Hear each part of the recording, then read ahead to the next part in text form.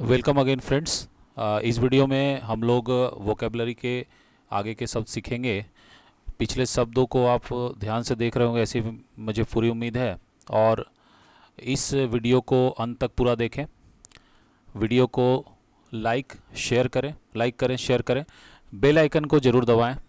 हमारे channel info king को कोशिश करें कि जितना ज़्यादा शेयर हो सके हमारा चैनल और उसके वीडियो। और जो लोग नए हैं वो इन्फो किंग को ज़रूर सब्सक्राइब करें। ये चैनल आपकी इंग्लिश को एग्ज़ामिनेशन पॉइंट ऑफ व्यू और जनरल पॉइंट ऑफ व्यू, दोनों पॉइंट ऑफ व्यू से बेहतर करेगा। चलिए आज की वीडियो को हम लोग शुरू करते हैं। हम लोग आगे के शब्द देखेंगे। तो जैसा कि हमारा ट्रेडिशन है कि हम लोग पिछले जो वीडियोस हमने किए हैं उनके शब्दों से ही नए शब्द को पकड़ते हैं और आगे देखते हैं। तो उसी ट्रेडिशन के हिसाब से हम लोग आगे बढ़ते हैं। तो पिछला जो वीडियो था हमारा, उसमें हमने कुछ शब्दों को यूज़ किया था। जैसे आपको याद होगा, सोफिस्टिकेटेड वर्ड था, रिफाइंड वर्ड था, पॉलिश्ड वर्ड था, और उसके साथ में एक और वर्ड था अर्बेन। तो अर्बेन से हम लोग शुरुआत करते हैं, क्योंकि बाकी शब्दों को मैंने समझाने की कोशिश की थी। और अगर आपको कहीं पे भी कुछ समझने में दिक्कत हुई हो तो फिर से उस वीडियो को दोबारा देखें, अंत तक पूरा देखें, और सजेशंस और कमेंट्स मुझे ज़रूर करें। तो अर्बेन शब्द को हम लोग देखते हैं। तो अर्बेन जो शब्द है, सबसे पहले अर्बेन शब्द जो है वो बना हुआ है अर्बन से। अर्बन अर्बन हम लोग बोलते हैं सिटी को, यानी कि शहर को बोलते हैं। सिटी या शहर को हम लोग बोलते हैं अर्बन। इसका एंटोनिम या उल्टा बोल सकते हैं, अर्बन का मैं बता रहा हूं, वो हो जाएगा रूरल। अर्बन हो गया शहरी, यानी शहरी क्षेत्र को हम लोग अर्बन बोलते हैं, URBAN। शहरी क्षेत्र को अर्बन बोलते हैं, सिटी को। और रूरल बोलते हैं विलेजेस को। विलेजेस से संबंधित, गांव से संबंधित, उनको रूरल बोलते हैं। अब अर्बन शब्द से ही अर्बेन बना। तो अर्बेन वर्ड जो है उसमें ई लगा हुआ है, तो अर्बन में ई जोड़ा, तो शहर के क्षेत्र का में रहने वाले जो हुए उन्हें हम अर्बेन बोलते हैं। यानी ऐसे लोग, those who live in urban areas, urban क्षेत्रों में या शहरी क्षेत्रों में जो लोग रहते हैं उन्हें हम बोलते हैं अर्बेन। यानी शहरी क्षेत्र के लोगों को अर्बेन बोलते हैं। और अर्बेन जो वर्ड है उससे ही एक और शब्द निकलता है हमारा, अर्बेन शब्द से या अर्बन शब्द से भी आप कह सकते हैं, हमारा एक और शब्द निकल जाएगा, अर्बनाइजेशन। अर्बनाइजेशन जैसे सिविलाइजेशन वर्ड था, उसी तरह से अर्बनाइजेशन। अर्बनाइजेशन का मतलब हुआ शहरी क्षेत्र या शहरी क्षेत्र का एक समुचित विकास, एक ऑर्गेनाइजेशन के रूप में हर तरफ, उसे अर्बनाइजेशन बोलेंगे। अर्बनाइजेशन संबंध से क्षेत्र, अर्बनाइजेशन जो वर्ड है उससे जुड़ा हुआ एक और वर्ड है ग्लोबलाइजेशन। ये बहुत आसान शब्द है और बहुत ज़्यादा उपयोग किए जाते हैं, इसलिए मैं इन शब्दों को ले रहा हूँ। और एग्जामिनेशन पॉइंट ऑफ व्यू से मेरी प्रत्येक वीडियो रहती है, ताकि एग्जामिनेशन आपका क्रैक हो। जैसा हमारा स्लोगन है कि एग्ज़ाम अब क्रैक होकर रहेगा, और बिल्कुल क्रैक होकर के रहेगा, क्योंकि एग्ज़ाम में इन्हीं शब्दों की ज़रूरत है और ये शब्द हम यहाँ पर बता रहे हैं आपको। तो ग्लोबलाइजेशन शब्द जो है वो बना है ग्लोबल से, और ग्लोबल शब्द बना हुआ है ग्लोब से। तो ग्लोब आपको पता है क्या होता है? ग्लोब वह चीज होती है जिसमें संसार के सारे शहरों का, संसार के सारे देशों का मानचित्र जिसे कह सकते हैं आप, वो होता है मैप जैसा, 3D आकार में। तो ग्लोबल हो गया संपूर्ण विश्व का। ग्लोबल एक बार फिर से समझ लीजिए, ग्लोब का मतलब विश्व को, जो प्रतीक होता है विश्व को जिस पे हम लोग दिखाते हैं उसको ग्लोब बोलते हैं। और ग्लोबल हो गया जो संपूर्ण विश्व का है। और संपूर्ण विश्व से संबंधित यानी यूनिवर्स से संबंधित जो बात होगी वो हो गई ग्लोबलाइजेशन, यानी यूनिवर्सल, आप ऐसा कह सकते हैं। यूनिवर्सल। तो अर्बनाइजेशन और ग्लोबलाइजेशन एक तरह से कह सकते हैं कि सिनोनिमस शब्द हैं, ऐसा कहा जा सकता है। हालांकि थोड़े दूर के सिनोनिम्स हैं लेकिन सिनोनिमस हैं। ये किस कैटेगरी में आएंगे? पॉजिटिव, नेगेटिव और न्यूट्रल। तो ये न्यूट्रल कैटेगरी के शब्द हैं। हालांकि अभी के समय में यानी अभी प्रेजेंट संदर्भ में दोनों पॉजिटिवली यूज किए जाते हैं। चलिए हम लोग आगे बढ़ जाते हैं। तो अर्बनाइजेशन और ग्लोबलाइजेशन, मैंने बोला कि हमारा ट्रेडिशन है, मैंने एक वर्ड यूज़ किया था, हमारा ट्रेडिशन है कि हम लोग यूज़ करते हैं उन शब्दों को जो पिछले सब वीडियो में हमने यूज़ किया।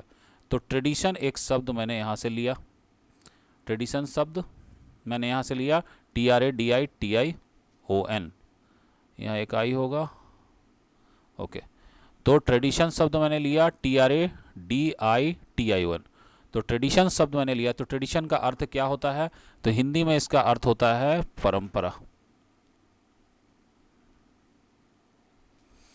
ओके। इससे कुछ जुड़े हुए शब्द और हैं, उन्हें देखते हैं हम लोग। पहला शब्द है कस्टमरी,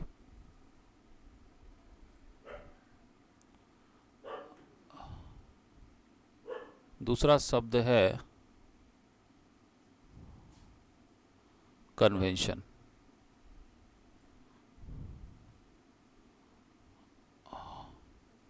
तीसरा एक जुड़ा हुआ शब्द है, थोड़ा सा डिफरेंट है,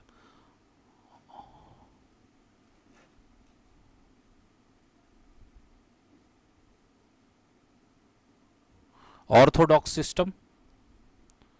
इसमें ऑर्थोडॉक्स शब्द को हम लोग देखेंगे। सिस्टम का मतलब तो प्रणाली होती है, यानी जिस ढांचा कह सकते हैं, सिस्टम का मतलब ढांचा होता है।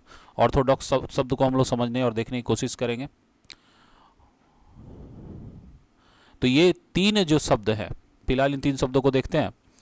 ये तीन जो शब्द हैं, tradition, customary, convention, Orthodox, system, इनको थोड़ा हम देखेंगे।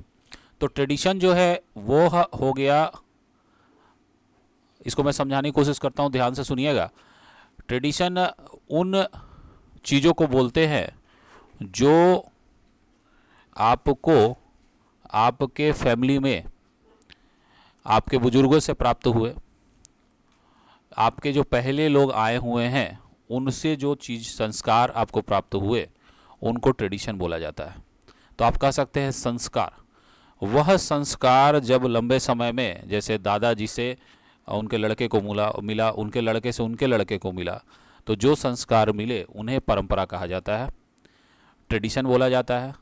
तो किसी भी प्रकार के संस्कार हो सकते हैं। जैसे भारत में यह परंपरा या ट्रेडिशन है कि हम लोग बड़ों के पांव छूते हैं, जब भी हम किसी से मिलते हैं तो हाथ जोड़कर नमस्कार करते हैं। तो ये हमारा ट्रेडिशन है, यह हमारा कल्चर भी हम लोग बोलते हैं इसको, कल्चर। तो कल्चर एक वर्ड आ रहा है, कल्चर को भी देखेंगे अभी हम लोग। ये हमारा कल्चर है, कल्चर को हम लोग देखेंगे अभी। पहले हम लोग आते हैं ट्रेडिशन पे। तो ट्रेडिशन हो गया परंपरा, जो हमें बुजुर्गों से प्राप्त हुए, हमारे से जो पहले लोग आ रहे थे उनसे जो हमें प्राप्त हुए वो हमारे ट्रेडिशन हो गया।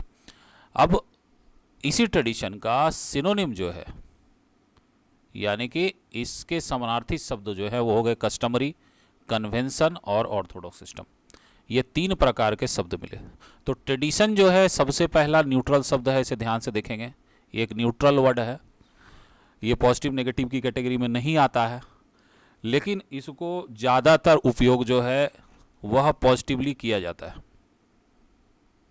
हालांकि ये न्यूट्रल, बेसिकली ये न्यूट्रल वर्ड है। अब इसका जो सिनोनिम, पहला सिनोनिम हम लोग देखते हैं। पहला जो सिनोनिम हुआ वह हो गया कस्टमरी। तो कस्टमरी शब्द को हम लोग समझते हैं, ये अगले स्लाइड से हम लोग शुरू करेंगे, इसको देखना।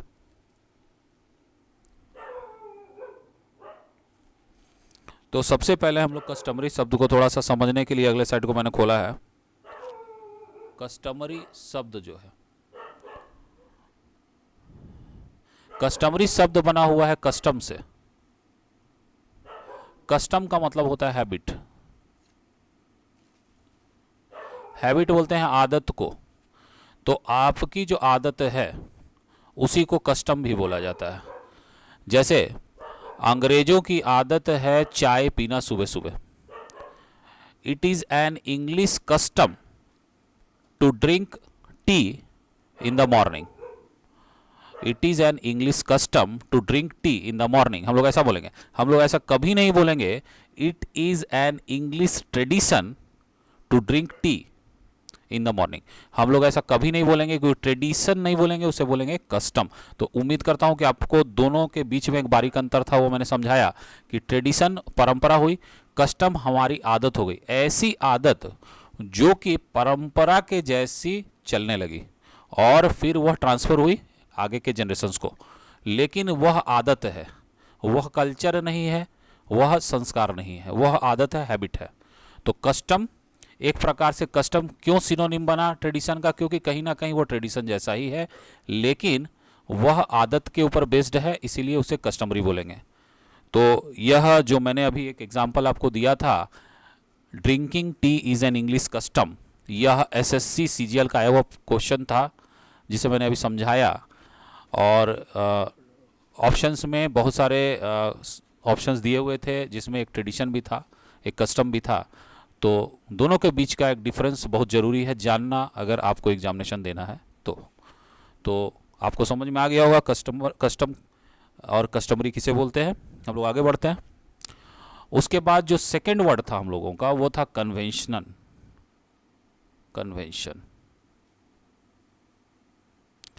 तो कन्वेंशन शब्द जो है वह कन्वीन वर्ड से बना हुआ है। तो कन्वीन जो वर्ड है, इसका मतलब अगर बड़े रूप में समझें, थोड़ा ज़्यादा इसको समझने की कोशिश करें, तो मिल करके किसी एक चीज़ पर एग्री होने को बोलते हैं कन्वीन। यानी कि आपस में जुट करके किसी एक चीज़ पर अगर हम एग्री हुए तो उसे कन्वीन बोला गया, और जिस चीज़ पर हम एग्री हुए उसे कन्वेंशन बोला गया। जैसे साइंस में, फिजिक्स में या केमिस्ट्री में भी बोल सकते हैं कि हम लोग सभी एग्री हुए कि मास की जो यूनिट होगी वह केजी होगी, लेंथ की का जो ऐसा यूनिट होगा वह मीटर होगा। तो that was an English that was a convention. आप लोग IUPAC आप लोग नेम आपने सुना होगा, तो वह कन्वेंशन है। यानी कि हर जगह लेंथ को मीटर में मापा जाएगा, मास को केजी में मापा जाएगा, SI यूनिट्स में। तो वह कन्वेंशन, यानी कि सारे देश एग्री हुए कि उस चीज़ को हम लोग उस तरह से मानेंगे। तो कन्वेंशन भी एक परंपरा हुई, लेकिन एक किसी चीज़ को फॉलो करने के लिए सारे जब बहुत सारे लोग एक चीज़ पर एग्री करते हैं कि विश्व में व्यापक रूप से उसका इस्तेमाल किया जाएगा, तो उसे हम कन्वेंशन बोलते हैं। तो कन्वेंशन और कस्टमरी और ट्रेडिशन, हमने 3 शब्द देखे। अब हम लोग फोर्थ शब्द पे आ जाते हैं। फोर्थ जो हमारा शब्द है दैट इज ऑर्थोडॉक्स, और मैंने साथ में लिखा है सिस्टम। ओके, तो ऑर्थोडॉक्स जो वर्ड है, इसका 2 आप मीनिंग समझ सकते हैं। सबसे पहला इसका मीनिंग जो है वह अगर हिंदी में आप लोग इसका मीनिंग देखेंगे तो हिंदी में इसका मीनिंग निकलता है रूढ़िवादी या रूढ़िवाद। ऑर्थोडॉक्स का मैं मीनिंग बता रहा हूँ कि ऑर्थोडॉक्स का मीनिंग रूढ़िवाद। रूढ़िवाद का मतलब पुराने जो परंपराएं हैं उनमें विश्वास रखने वाले लोगों को ऑर्थोडॉक्स बोलते हैं। दोज पर्सन्स या the people who believe in old tradition and customs that are termed as negative or that are termed as much old to use are called orthodox। तो ऑर्थोडॉक्स एक वर्ड जो है वो negative है अगर हम उसे परंपरा के लिहाज से देखें। यानी रूढ़िवाद जो है उसमें बहुत सारे ऐसी बातें होती हैं पुरानी चीज़ों में, जो पुराने ट्रेडिशंस हैं, जो पुरानी परंपराएं हैं, उनमें बहुत सारे नेगेटिव बातें भी होती है। जैसे दहेज प्रथा है, डाउरी सिस्टम, या बाल विवाह है, चाइल्ड मैरिज। ये सारे के सारे जो शब्द हैं ये परंपराएं हैं। सबसे पहले all of these are traditions. लेकिन ये परंपराएं कैसी है कि अब इनका उपयोग नहीं किया जाता, इन्हें गलत माना जाता है, तो यह परंपराएं नेगेटिव बन जाती हैं। तो इस तरह की परंपराओं को ऑर्थोडॉक्स बोला जाता है। तो यह ऑर्थोडॉक्स का एक मीनिंग हो गया। अगर ऑर्थोडॉक्स का दूसरा मीनिंग हम देखते हैं तो ऑर्थोडॉक्स का मीनिंग दूसरा जो निकलता है वह पुराने सोच वाले लोगों को भी ऑर्थोडॉक्स बोला जाता है। यानी जिनकी सोच समय से थोड़ी पीछे है। तो आप कह सकते हैं ऑर्थोडॉक्सीज, आप कह सकते हैं old, that is not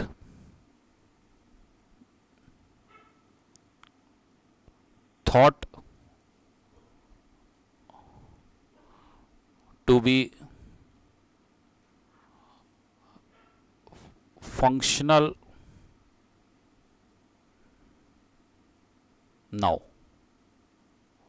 functional का मतलब काम करने वाला, यानी ऐसी पुरानी बात या ऐसी पुरानी चीज़ या ऐसी पुराने सोच जिसे अब काम करने वाला नहीं माना जाता है, उसे आप ऑर्थोडॉक्स कह सकते हैं। तो ऑर्थोडॉक्स अगर उपयोग होगा तो एक नेगेटिव शब्द के जैसे उसको ज़्यादातर हम मानेंगे। ऑर्थोडॉक्स का कभी कभी खेल कूदों में भी इस्तेमाल किया जाता है, तो वहाँ पर उसका मीनिंग न्यूट्रल होता है और वहाँ पर उसका जो मीनिंग है वह खेल के हिसाब से आप लोग लेंगे। और उसके लिए आप स्पोर्ट्स को भी देखिएगा तो आपको समझ में आ जाएगा। तो ऑर्थोडॉक्स आप कह सकते हैं कॉपी बुक स्टाइल। जैसे क्रिकेट में ऑर्थोडॉक्स शॉट लेते हैं क्रिकेटर्स, तो वो कॉपी बुक स्टाइल शॉट को हम लोग वहाँ पर बोलते हैं कि बिल्कुल किताब में जिस प्रकार से फ़ोटो बनी हुई है और क्रिकेटर ने पहले मारा था छक्का चौका, वैसे ही जो नए क्रिकेटर है उसने भी इस्तेमाल करके मारा। तो ओके, तो हमने शब्दों को यहाँ पर देखा, ट्रेडिशन को हमने देखा, कस्टमरी को देखा, ऑर्थोडॉक्स सिस्टम को देखा, और हमने सिविलाइजेशन, अर्बनाइजेशन, ग्लोबलाइजेशन जैसे शब्दों को भी देखा। मैंने एक शब्द बोला था कल्चर। तो कल्चर जो है वह कल्चर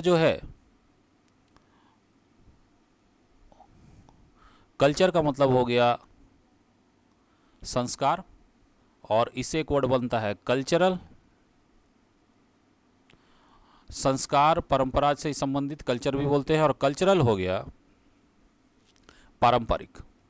तो कल्चर हो गया हमारे संस्कार, या जिसके आधार पर हम लोग, जो बुजुर्गों ने हमें दिया है, जिन चीज़ों को हम लोग फॉलो करते हैं, जैसे मैंने बताया पाँव छूना और नमस्कार करना, गुड मॉर्निंग बोलना, गुड इवनिंग बोलना, जिसे अच्छा समझा जाता है। और कल्चरल पारंपरिक, तो वेशभूषा भी हो सकती है, यानी कपड़े लत्ते भी हो सकते हैं, उनको भी हम लोग कल्चरल बोल सकते हैं।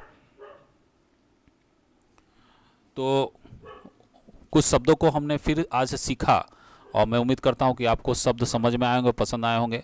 मैं कम शब्दों के ऊपर ध्यान देता हूं, कोशिश करता हूं कि वीडियो में कुछ शब्द ही बताऊं, लेकिन उन्हें पूरा समझाऊं ताकि आप उनका उपयोग कर सकें। वीडियो को ज़्यादा से ज़्यादा शेयर करें, और हमारे चैनल इन्फोकिंग को चारों तरफ फैलाने की कोशिश करें, ताकि ज्ञान सब जगह पहुंच सके और सभी लोगों को मिल सके। और मैं उम्मीद करता हूं कि वीडियो आपको पसंद आई होगी। लाइक ज़रूर करें, और जो लोग नए चैनल पे हैं मैं फिर से उन्हें रिक्वेस्ट करूंगा कि वो सब्सक्राइब करें हमारे चैनल इन्फोकिंग को। और इसके साथ मैं इस वीडियो को यहीं पर रोकता हूं, नई अगली वीडियो के आने तक। Thank you very much.